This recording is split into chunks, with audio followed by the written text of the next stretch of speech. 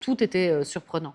La première lecture qu'on va faire, parce que Ryosuke Hamaguchi fait énormément de lectures avant, ce sont des lectures à plat, sans intention. Tu dois lire les choses comme une suite de numéros. D'accord. Et on doit faire ces lectures en faisant sonner le grelot de l'autre. Si nous faisons une lecture ensemble, je vais devoir faire sonner ton grelot, qui se trouve 3 cm en dessous de ton nombril, du côté de la colonne vertébrale. Et je dois le faire sonner assez précisément, avec une voix douce, par exemple. Personne ne va dire le grelot, c'est-à-dire quoi? Ou le grelot? Mais non, ça existe pas. Non, il n'y a pas ce genre de choses. On est ailleurs. Donc oui, moi je pense à ton grelot et je vais le faire sonner. Excuse-moi de cette intimité, alors qu'on n'est qu'au début de l'interview. Non, mais parlons grelot, il n'y a pas de problème. Non, mais déjà, tu vois, c'est déjà une entrée vers un autre monde. Et en fait, au début, il y a presque quelque chose, une forme de léthargie qui s'empare de toi. Mais en fait, tu commences à être attentif à une tessiture, ça ouvre des choses. Le texte comme une sorte de son qui passe et qui se rend dans ton corps. Tout était surprenant, en fait. Virginie Efira est présente cette année au Festival de Cannes dans 2 films en compétition. Histoire parallèle d'Asghar Farhadi et Soudain de Ryosuke Hamaguchi, un film étonnant dont je discute ici avec elle. Bon, on va discuter. Alors, bah oui, discutons. Soudain, moi je l'ai vu à 8h du matin à Cannes. C'est un film de 3h15. Oui. Et alors, moi je vois pas mal de films et en fait ça m'arrive rarement d'être surpris. Mais là, c'est un film où on est surpris. Il se passe quelque chose. Oui. On peut dire qu'on aime, qu'on n'aime pas, mais on est surpris. Et je me suis posé la question, vous qui jouez dedans, qui êtes actrice, est-ce que vous avez été surprise en jouant votre rôle? Tout le temps. J'ai été surprise tout le temps. Le film s'appelle Soudain, mais il y a eu et soudain ça. Ouais. Voilà. Et ça m'a fait très plaisir quand j'ai lu des choses sur le film. Je n'ai jamais vu ça. Il y a quelque chose quand même d'intéressant. C'est difficile de proposer quelque chose de neuf comme il le fait. J'étais d'abord surprise en lisant le scénario. Le scénario était inhabituellement long, mais c'est pas juste ça, à la limite, bon. Mais j'adore quand une émotion naît, que tu sais pas très bien par quel conduit ça passe.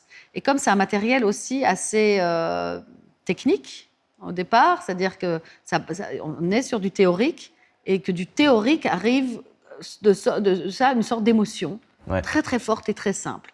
Ça rejoint de la très grande sophistication et tout d'un coup le geste très très simple. Déjà au scénario il y avait ça. Et puis j'étais surprise tout le temps en fait parce que c'est peut-être le tournage où je crois que les grands metteurs en scène ont un dispositif de tournage. C'est pas tellement juste ce qu'on veut filmer, c'est pas quels acteurs je choisis, c'est aussi qu'est-ce qui se passe sur un plateau, qu'est-ce qui se passe comme préparation, comment j'envisage les choses, pourquoi on fait les choses, pourquoi on est ensemble. Les réponses qu'il a à ces questions-là, ça se dépose dans un film. De toute façon, quand Ryosuke parle de choses, c'est toujours... il mélange les mathématiques, la poétique, il y a toujours un truc d'abstraction et tout ça, donc il ne va jamais préciser réellement les choses. Donc j'ai d'abord lu le scénario, ensuite je l'ai rencontré, et puis tu sais, on a un interprète. Oui, parce qu'il est japonais, évidemment. Oui, il est japonais, il parle en japonais, et donc il y a l'interprète qui était là. Et pendant le temps où l'interprète traduit, il y a le temps du regard, mais déjà moi j'étais assez intimidée, parce que j'ai une admiration forte. Et puis après, il y a la culture japonaise, donc on n'arrêtait pas de faire des choses comme ça. Mais ça crée quand même, en fait, comme on ne parle pas la même langue, une attention à des toutes petites choses. Mais ça m'est mis dans un drôle d'état, cette rencontre. Je m'étais dit, je ne peux pas passer à côté de ça. Pas genre comme une actrice de l'ambition. J'ai aucun problème avec l'ambition de l'acteur. J'en ai, il n'y a pas de souci. Mais c'était pas à cet endroit-là que ça se jouait. Ça se jouait dans, il y a quelque chose à vivre à cet endroit. Est-ce que tu as appris quelque chose sur le métier d'actrice à travers ce tournage? Oui, tellement de choses. D'abord, j'ai appris que ce qui se passait en dehors des scènes était aussi important que ce qui se passe dans les scènes. Le plus fort, je te dis sur le dispositif de tournage, mais qu'en fait, Ryosuke, au départ, il me disait « je veux filmer 2 âmes ». Qu'est-ce que c'est que ça veut dire quoi, ça, filmer 2 âmes? Et en fait, je crois qu'il cherche l'endroit de l'acteur, où l'endroit de l'acteur et du personnage se confondent, en fait. Pour arriver à cette chose-là, ça passe d'abord, comme on peut le voir souvent dans ces films, par le travail, par l'étude de plein de choses, de formations différentes. J'ai appris le japonais, pas qu'un peu, j'ai dû apprendre à lire en japonais, tout ça. Enfin, c'était pas, tiens, c'était un travail assez très très dense. Mais aussi, j'ai fait une formation pour le métier que j'ai, où on a une sorte de méthode qui s'appelle l'humanitude, et donc j'ai suivi cette formation. Donc il faut tout ça pour finalement, à l'intérieur des choses, arriver presque à les vivre, en fait. Donc, c'est déployer une sorte de connexion. Donc, T'as eu combien de temps pour apprendre? Parce que apprendre le japonais, oui, c'est quand même pas simple. Il y a le rôle à apprendre, il y a beaucoup de textes. énormément. Combien de temps t'as eu de préparation pour ce rôle? En fait, je suis arrivée assez tard sur le film. Donc, Tao, elle a été choisie, ma partenaire, peut-être 10 mois avant le tournage, moi 2 mois avant le tournage. Ah ouais. Oui. J'avais un autre projet de film d'ailleurs. J'aime pas trop donner ma parole à quelqu'un puis l'enlever. C'est vraiment... Mais là, en fait, c'était un film dans lequel j'avais que 10 jours. Et quand tu as 10 jours de tournage sur un film, ça veut dire que ça fait 20 jours au moins avec la préparation, le travail en amont et tout ça. Je suis partie. Je me suis dit, je vais me consacrer qu'à ça. Je n'ai fait que ça. Parce que quand il m'a dit au départ, je voudrais que tu apprennes à lire. Je me dis, mais attends, comment on va faire? J'ai dit, d'accord, bien sûr. Donc, j'ai dû apprendre les hiragana, les sons, pour pouvoir voir chaque geste, Signe, quoi. signe, oui, pardon. Chaque signe, c'était le son, etc. Pour rentrer à l'intérieur, comprendre les sons, pouvoir lire moi-même. J'étais tellement fière après, mais après, j'ai appris qu'en fait, il y avait d'autres alphabets encore et que, bon, voilà, que j'en connaissais qu'un seul. Et après, j'ai dû apprendre... j'ai appris seule, avec des professeurs, en permanence. Et aussi, ça c'était chouette, parce que j'avais demandé à Ryosuke de me dire les phrases. En japonais, pour avoir l'accent, la dynamique. Oui, quoi. la dynamique de la phrase. Il le faisait de façon très, très lente, puis de façon plus rapide. Et puis, je crois que le fait qu'il croyait en moi, enfin, on voit bien que dans le film, je dirais que le film qu'il a fait, ça regarde la bonne partie de l'humanité, quoi. Il regarde de ce côté-là, et du coup, elle se met un peu à exister. Il fait ça chez vous, en fait. La confiance qu'il m'a faite, le fait qu'aussi il me demande, quand on s'est vu la première fois, est-ce que tu as peur de tout ce travail? Et la manière dont j'ai répondu le non, qui était le plus déterminé du monde. Après, il fallait que je réussisse. Mais aussi, c'est quand il tourne ces scènes, qui sont parfois des très longues scènes, de 20 minutes, on ne peut pas se tromper à l'intérieur, sinon on recommence. Donc, il faut pouvoir comprendre, il faut pouvoir connaître tout ce texte-là. Et ce texte, il faut le comprendre, parce que faut le comprendre, c'est-à-dire il faut comprendre, ok, Shion Shugino, capitalisme, ça vient là, c'est quoi la structure grammaticale pour savoir comment la pensée fonctionne. Il faut aussi comprendre comment les émotions fonctionnent par rapport à une culture. Par exemple, une phrase comme Mone ni hibikimashita, où tu voudrais exprimer ça m'a bouleversé, ça m'a transpercé le cœur et tout ça. Si tu veux le dire avec plus d'intensité, tu vas voir condenser. Ce qu'on ne ferait pas du tout, nous, en France. On ne condense pas, on ne dit pas « c'était bouleversant ». Alors que chez eux, il y a presque quelque chose qui... donc, c'est une série de choses, mais qui permettent de rentrer, en fait, à l'intérieur des choses. Qui fait que je ne me dis pas « ah oui, j'ai fait mon master à Waseda et on va y croire ». Non. Ouais. Donc, je n'ai pas suivi de master à Waseda, je n'ai pas fait les études extraordinaires que mon personnage a fait, mais il fallait quand même qu'il y ait une crédibilité et donc qu'il fallait ingurgiter une matière importante, quoi. Apparemment, il tourne des plans séquences qu'il coupe après. Ah oui, très étonnant, toute cette manière de faire. Sur des scènes très longues, on commence déjà par filmer l'entièreté de la scène. Et ensuite, il va un peu comme une horloge, il va découper telle partie, comme ça, comme si on faisait un truc. Puis après, on va reprendre à la fin de la journée toute la scène. On ne fait jamais ça au cinéma. Tu fais jamais... c'est fou de faire comme une sorte de plan séquence, puis après de découper de cette manière-là, et après de refaire tout. C'est vraiment l'idée, en fait, de faire exister quelque chose et de mettre juste sa caméra au meilleur endroit pour voir. Et le lendemain, sur les très grosses scènes, on refaisait exactement la même chose. D'accord. Il n'allait pas dire « ah tiens, je vais changer un peu mon acte ». Non, c'est exactement la même chose. On allait jouer la même chose. Et quelque chose se produisait d'ailleurs le deuxième jour. J'imagine que dans ces cas-là, en fait, on ne pose pas la question du pourquoi. Ou est-ce qu'on se pose la question, est-ce que tu demandes pourquoi on fait ça, ou est-ce que tu t'embarques là-dedans et tu te laisses aller? Non, en fait, ce qui était très très beau aussi là-dedans, c'est que les choses qu'on comprend pas, mais qui prennent sens malgré tout. Par exemple, il pouvait me dire des choses comme il faut que tu trouves la lumière. Puis à un moment, bon, après, j'étais un peu illuminée. Je suis un peu restée illuminée depuis le tournage. À un moment, j'étais là, oui, j'ai la lumière, quoi. Je l'ai, grave. Moi, quand j'ai vu le film, il y a quelque chose qui m'a déstabilisé. Oui. C'est que c'est à la fois un film très sensoriel, Oui. et aussi très intellectuel. C'est-à-dire qu'il est question du corps, évidemment. On voit beaucoup de massages de pieds, par exemple. Oui. Bon. On part tous depuis, on pourrait dire. Exactement, mais c'est genre 15 minutes. Hein. Ouais. Attends, tu vas décourager les gens. Mais... Non, c'est agréable. Oui, mais Il y a un côté ASMR un peu en fait, où en fait on se laisse porter par des massages de pieds, du son. Mais Ouais. je me suis posé la question, moi, ça c'est mon interprétation de spectateur, mais quand on est acteur, comment on le vit? Il y a plusieurs types d'actions. Déjà, la parole est en action aussi, en fait, Oui, il y a beaucoup de tout textes, le temps. Il y a beaucoup de textes et c'est déjà quelque chose, une action. Ça ne peut pas être juste comme ça. Il y a déjà qu'est-ce qui se met en place. Et j'ai l'impression, moi, par exemple, on a des scènes de dialogue où elle m'explique des choses qui me donnent des clés, en fait. C'est déjà, alors que c'est ultra théorique, quelque chose qui se met à l'intérieur du corps, quelque chose que tu comprends.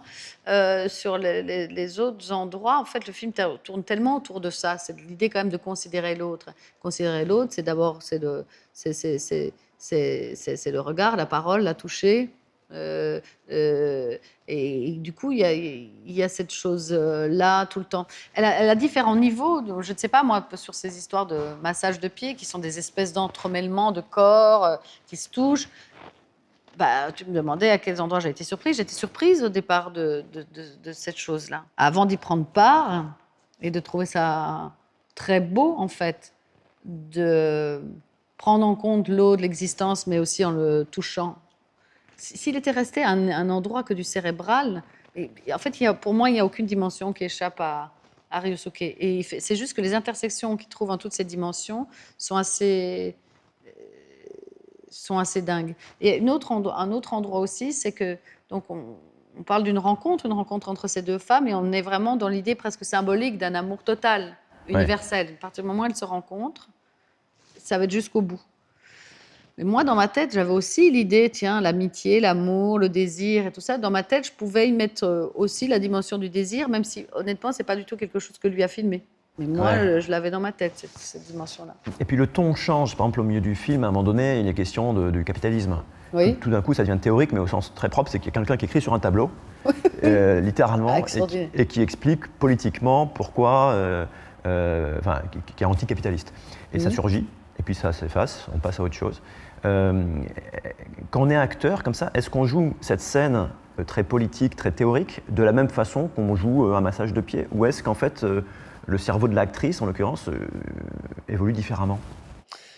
Ça, j'avais essayé. Normalement, j'aime bien ne pas trop lui poser de questions, mais je me souviens avoir demandé sur cette scène-là précisément, mais est-ce que ça va être... comment on va sortir du théorique, en fait, là-dessus? J'avais l'idée dans ma tête que ça pourrait être comme une enquête. Du coup, je l'ai même joué au début un peu comme un Colombo, moi. D'accord, le Colombo anticapitaliste. Oui, oui, mais tu sais, Colombo, genre, il est sur l'enquête, quoi. Ouais. Oui, donc ça fait ça. Oui, d'accord, vous étiez chez vous, et votre femme était... Je prenais ma tasse de café, je m'approchais avec ma tasse de café. Ah, donc ce serait donc ça. J'aimais bien de temps en temps faire des choses un peu triviales sur le plateau. Ça. Et puis, il était très preneur de blagues.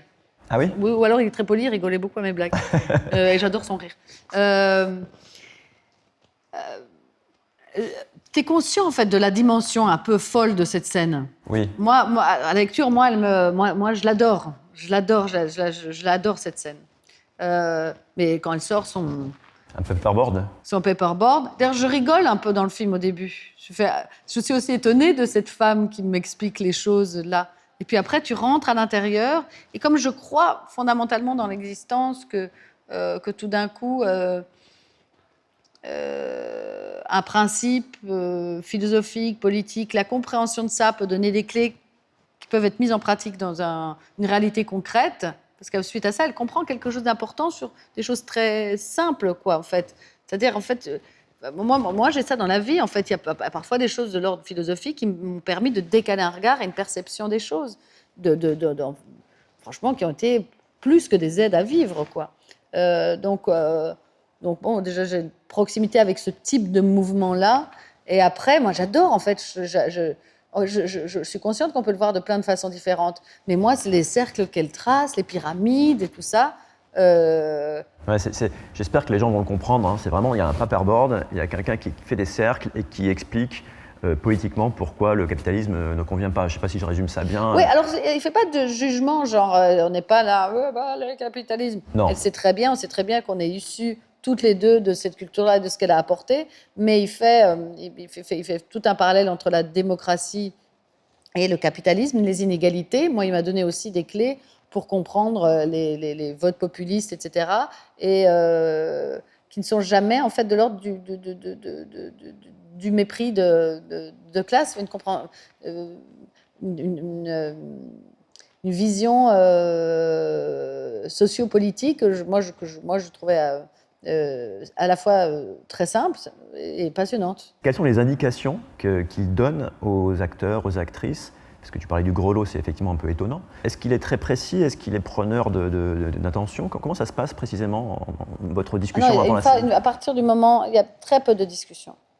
L'idée aussi, quand tu fais des lectures à plat, c'est qu'il ne veut pas qu'il y ait des intentions qui soient mises avant. Et lui va t'en donner aucune. Aucune. Il veut mettre les meilleures conditions pour que tu vives les choses, avec ces phrases-là, avec ces trucs-là. Et ce que tu proposeras, d'ailleurs, il dit parfois rien après une scène. Rien. C'est pas déstabilisant? Si. C'est pas grave. Puis il y a plein de fois, en fait, où je l'ai vu tellement sourire et être content. Je dis, OK, c'est la bonne chose. Je crois qu'il est prêt à accueillir ce qui va arriver. Ouais. Il avait fait un truc, parce que moi, j'aime tout ce qu'il écrit et tout ça. Je m'étais procuré un mail qu'il avait écrit à l'équipe de tournage, qu'il n'avait pas envoyé aux actrices. Je l'ai lu qu'après le tournage. Je pense qu'il trouvait qu'à un moment, peut-être l'équipe rentrait peut-être un peu trop dans, tu sais, quand on tourne, quelqu'un peut-être pour pas le maquillage, mais pas ou s'habiller, enfin, tu sais, l'équipe, elle est toujours... Et il leur a envoyé un extrait d'un film de Wiseman, où c'est un rhinocéros qui accouche. Et donc, il y a la caméra qui est là pour voir l'accouchement du rhinocéros. Mais puis, il y a je ne sais pas moi, peut-être un vétérinaire, je ne sais pas, qui passe devant. Et on ne voit pas très bien.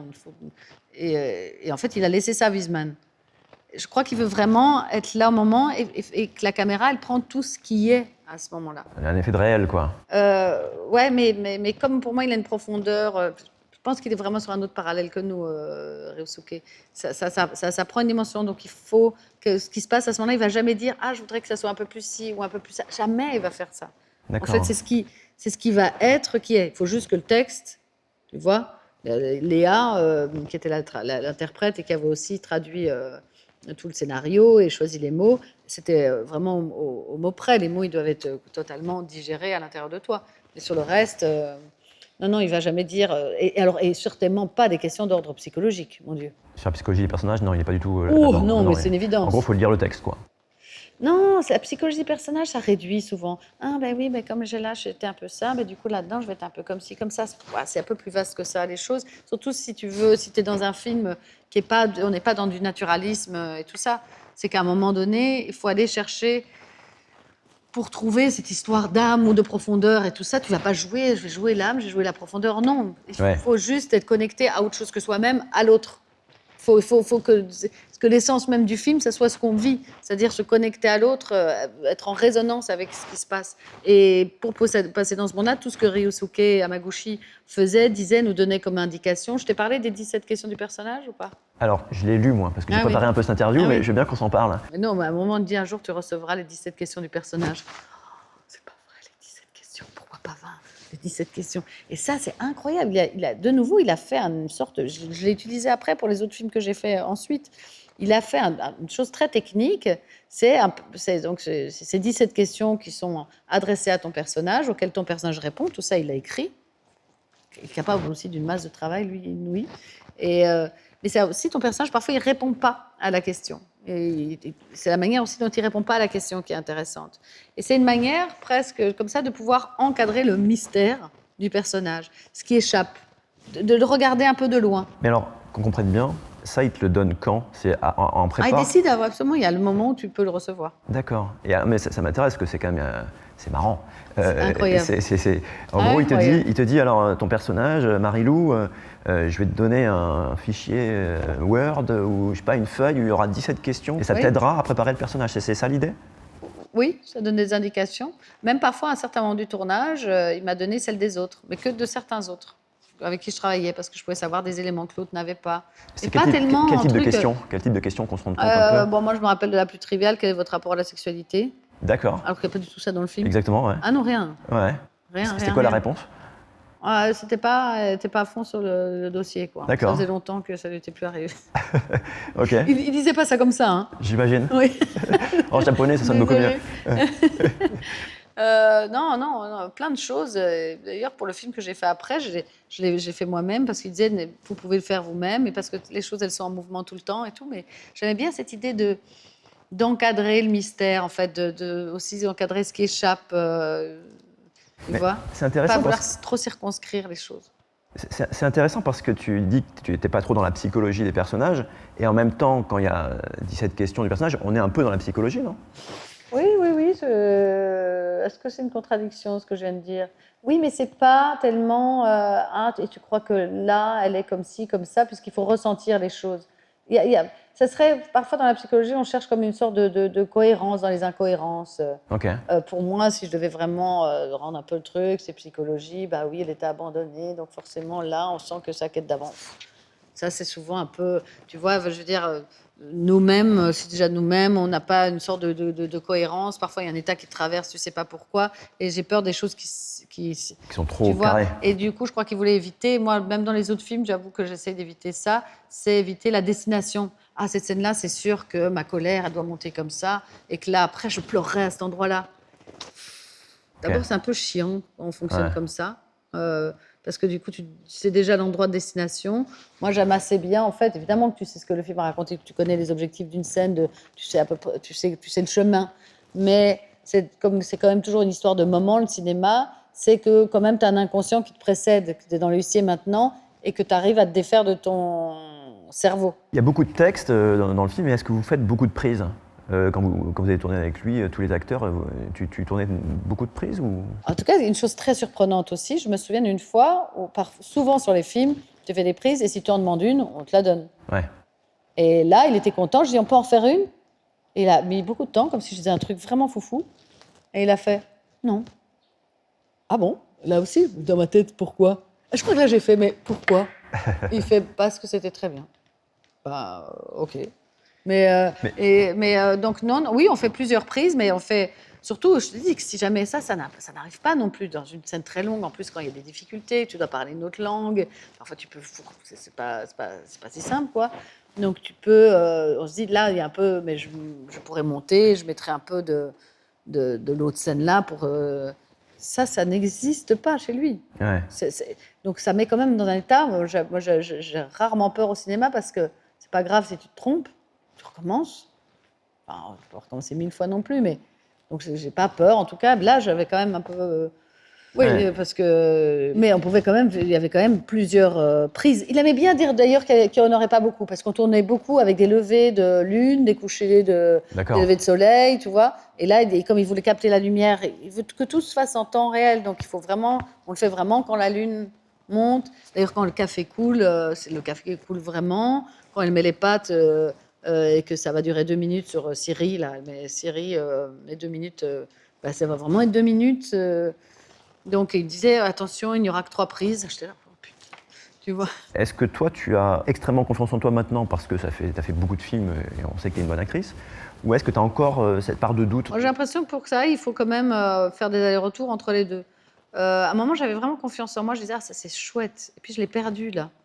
Je me dis merde, pourquoi j'ai perdu ça? Je sais pas.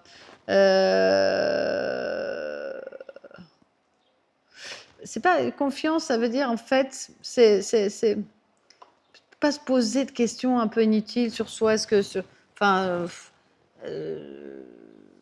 c'est une connaissance de soi. Quand même, de l'expérience vient une connaissance de soi qui fait que tu as plus confiance. Oui, bien sûr. Et quand même avant, tu te dis aussi que comme il n'y a pas d'endroit, enfin, je veux dire, c'est pas le lancer de javelot ou bien la course, et je sais que je dois faire moins de 2 minutes 30 pour réussir. Il n'y a pas d'endroit de réussite et d'échec.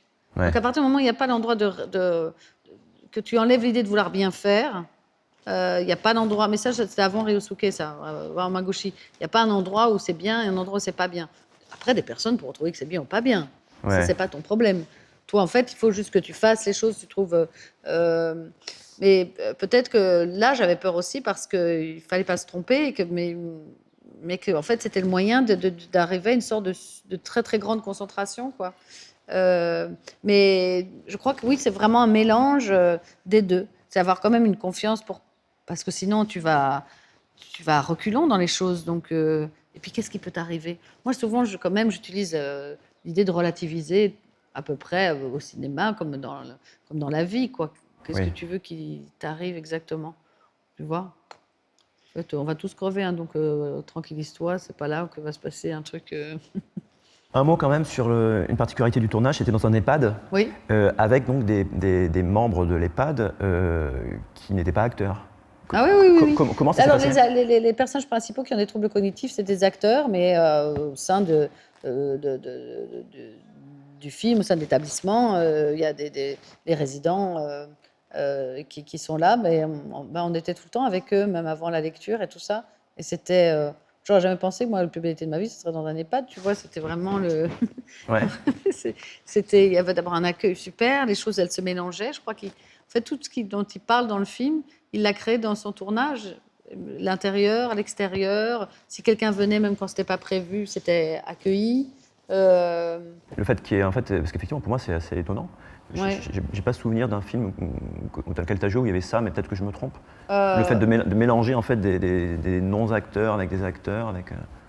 Non, Justine Triet faisait un peu ça. À d'autres endroits, elle choisissait comme acteurs des personnes qui n'avaient aucune expérience de cinéma. C'est très intéressant.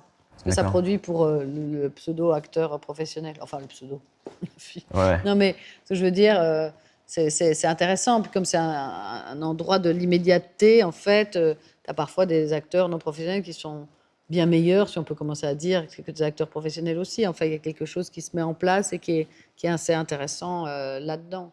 Pour conclure notre conversation, parce Oui. que j'ai le sentiment, là, quand je t'écoute, en fait, que tu as vécu finalement en peu de temps beaucoup de choses nouvelles. Et tu disais qu'effectivement, par exemple, les 17 questions en personnage, tu l'avais fait sur un rôle postérieur. Dans quelle mesure ce tournage-là a changé ton rapport à ton métier? Est-ce qu'il y a des choses que tu vois différemment? C'est difficile, juste après avoir fait un film, par exemple, je me suis aperçue bien plus tard que quand j'ai fait Victoria de Justine Triet, ça avait changé complètement ce que je cherchais, quoi. C'est une expérience qui était très, très forte. Je pense que le regard extérieur sur toi aussi, sans doute, avait changé avec ce film.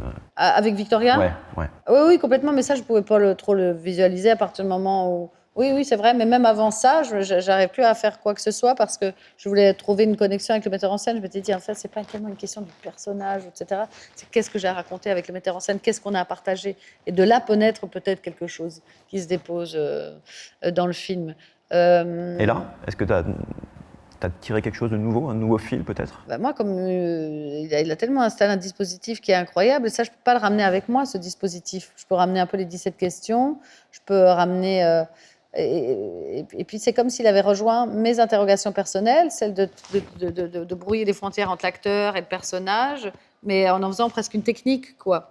Donc, il y a quand même des éléments de ça que je peux utiliser. C'est-à-dire que je crois que j'ai toujours été plus que l'idée d'un personnage un peu loin de ça, dont on adopterait les caractéristiques. J'ai plutôt l'impression que ça se passe dans l'autre sens, que nous-mêmes, notre identité, elle est en mouvement, qu'on ne peut pas bien la circonscrire, ni la tienne, ni la mienne, qu'on changerait de régime politique, ça influerait sur ce qu'on est, qu'il y a quantité de choses comme ça, où on est beaucoup plus vaste qu'on ne le croit, et donc c'est cette chose-là en tout cas, que je peux plus facilement attraper, que je déplace à différents endroits, et forcément ça va créer des mouvements et quelqu'un d'autre quelque part. Et du coup, des choses se mettent en place plus inconsciemment aussi. Mais d'abord, ce qui vous change comme personne vous change comme acteur, je pense. Moi, dès la lecture du scénario, en fait, et la proximité avec lui et avec son travail, et je crois que le film fait ça aussi. Je crois que le film, il peut produire cet effet. Oui, il pose des questions. Ouais. Il pose des questions, il offre même des solutions. Oui. Mais c'est cette idée quand même du temps qu'on prend, du regard sur l'autre. Moi, je savais déjà que finalement, quand même, un acteur, c'est avant tout d'abord de l'écoute, de passer le moins de temps avec soi, mais être avec ce qui se passe là pour que quelque chose naisse du moment. Mais ces choses-là, elles se sont amplifiées pour moi. Mais dans la vie aussi, moi, je pense que c'est la matière de ce film, je la convoque en permanence quand on a toujours des moments où on perd le cap dans son existence, où le sens, s'il y a un sens à l'existence, nous sommes encore plus flous. Moi, je convoque la matière de ce film et franchement, c'est une aide inestimable. Parfois, je peux avoir je vois d'ailleurs mon attachée de presse qui est là et qui, voilà, elle m'a déjà connue avec des accès de colère. Oui, elle dit oui. Ben, quand j'ai ce genre de montée, c'est pas non plus que je suis la plus grosse colérique de la planète, mais je peux aller vers cet état-là. Je sais que quand là, ça m'arrive, si je convoque la matière, tout d'un coup, je peux comprendre que quelqu'un qui n'a pas la même opinion, enfin, je n'étais pas non plus intolérante avant, mais c'est-à-dire que tu peux mieux faire avec les différentes choses, comprendre que si quelque chose ne va pas, comprendre les différentes raisons de chacun, mais de manière assez organique, grâce à ce film.